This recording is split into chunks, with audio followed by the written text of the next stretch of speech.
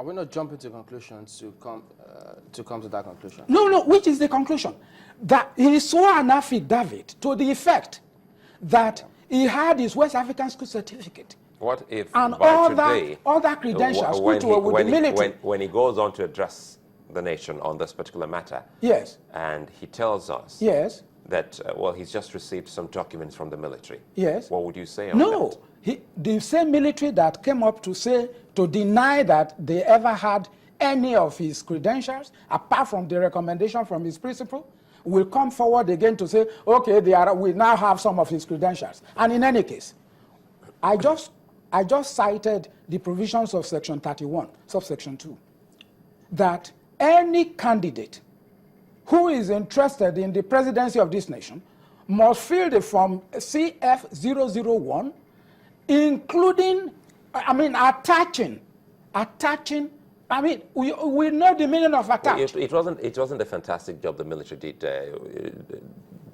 No, can you see my point? That's the point I want you to see. I want to put an accent. If I'm coming, yes, Mr. Akiri, because if he's saying that these are the grades, he should have gone further. Yes. Because if I'm working with you, yes, and I submitted copies of my credentials, yes, it behoves of your establishment or your company or firm to go verify and see if what I have given to you all these years or months is genuine. Yes. And the military can't even tell the nation if those grades were verified by the institution.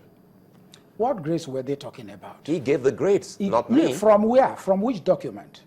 From the West African school the certificate? military gave us grades. No. Not from primary school. Can you see that? They gave the grades from what document? Where did they dictate the grades from?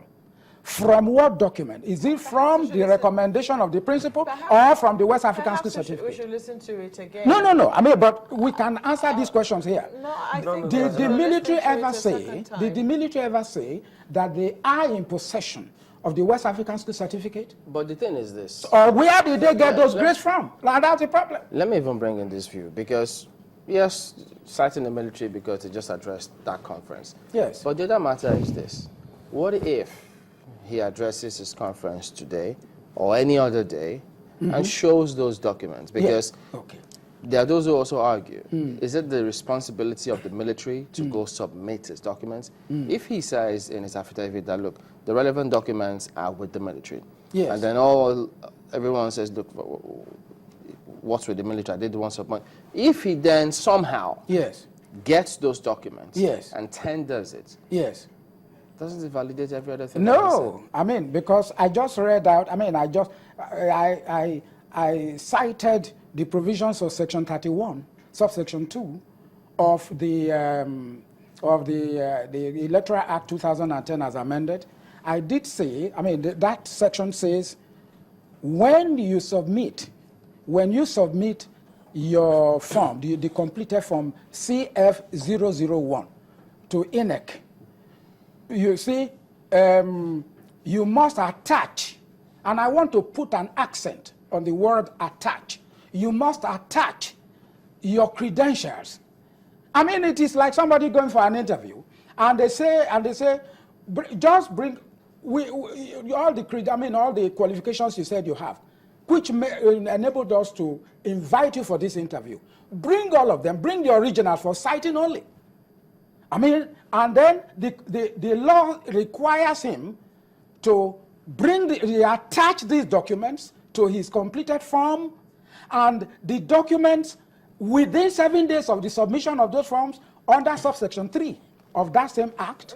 But let me finish this. Under subsection 3, those documents everything must be published by INEC in his own constituency, so that any interested person in that constituency, any of his constituents, could go there, examine the whole thing, apply to INEC to see these documents submitted by this person. So if there is a lie, the person can apply to court and then say this person is telling lies. So which documents were published in accordance with the law?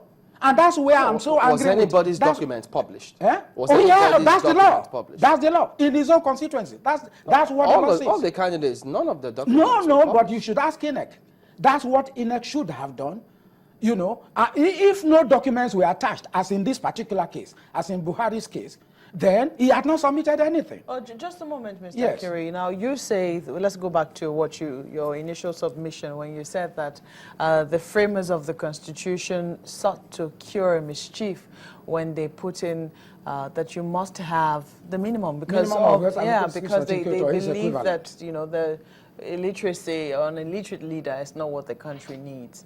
Now, here we are. We have proof, that, at least, that he attended a secondary school. That is not in doubt, is it? That he was in secondary school is not in doubt, is it? Yes. That he at least got up to the level to be able to write WASC exams is also not in doubt. I'm just trying to get... Well, but please go ahead. Is it in doubt? I need to get clarification from you as to what is in doubt and what isn't. It doesn't bother me because the Constitution says you must show proof thereof.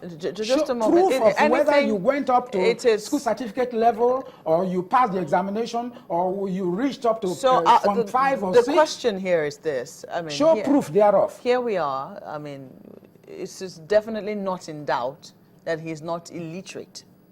No, well, but that's not what the Constitution says, that you can be president as long as you are literate. I'm trying to bring in what you said earlier about the mischief that provision tried was designed to cure. Yes. Exactly. It was to ensure that we don't get illiterate for leaders. Yes. So here we are. We have proof, at least the letter that his principal wrote, is proof that he was a student at a secondary school, that is on one hand, and that eventually he did join the Nigerian military with what they claim, what they say are the grades that they have, even though they do not have a certificate.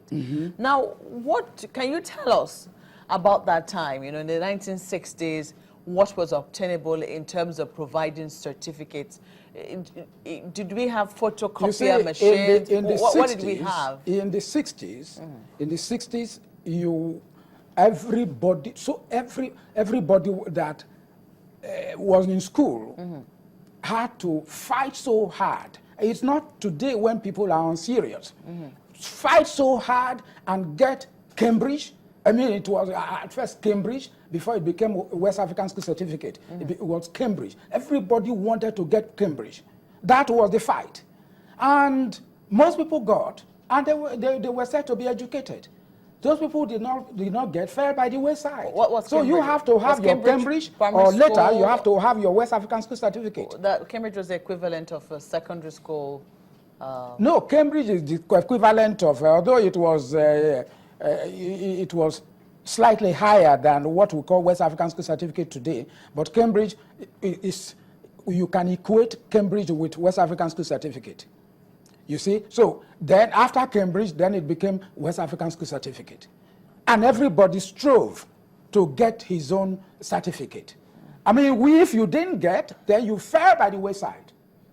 You see? So if this man, Buhari, became a general and he became head of state, on what basis? In other words, he got commissioned into the Nigerian army, having no certificate to show for it, to qualify him for that.